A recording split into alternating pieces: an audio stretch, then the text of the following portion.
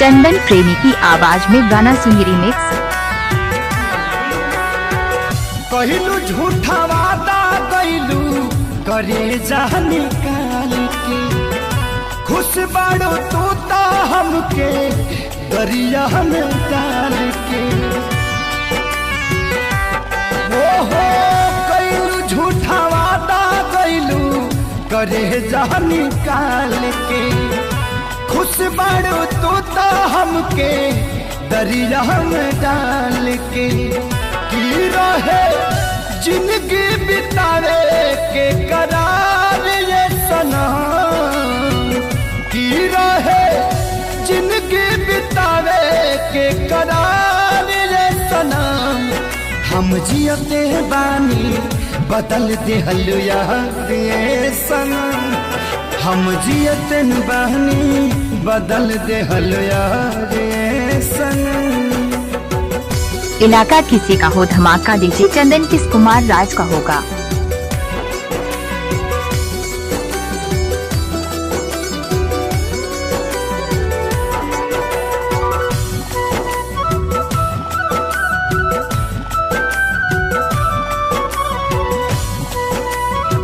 चंदन प्रेमी का नाम तो सुना ही होगा। दिहलू सजा तू हमके कवना गुनाह के, पारी भी संभल ना कबो जिंदगी भचार के। हाँ हाँ दिहलू सजा तू हमके कवना गुनाह के, पारी भी संभल ना कबो जिंदगी भचार के।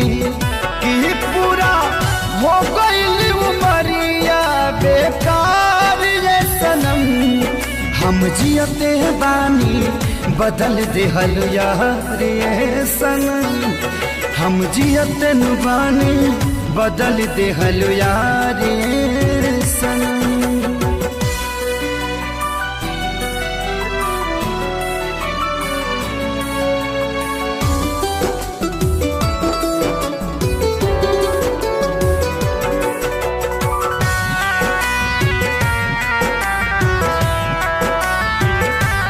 डीजे चंदन का मोबाइल नंबर संपर्क करें 62 029 96 512।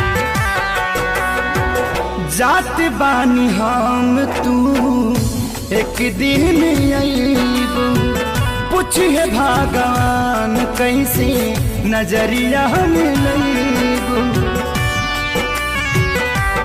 हो जात बानी हम तू एक दिन अइबू, पूछिए भगवान कैसे नजरिया मिलैबू।